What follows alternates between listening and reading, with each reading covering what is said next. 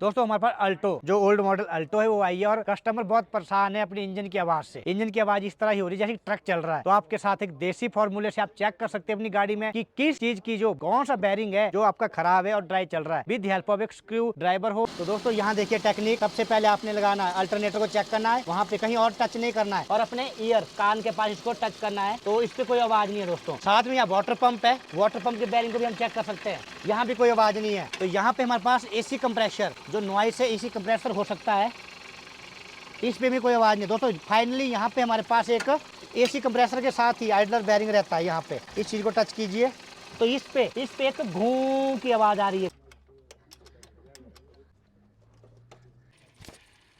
तो ये नॉइस है दोस्तों इस बैरिंग की।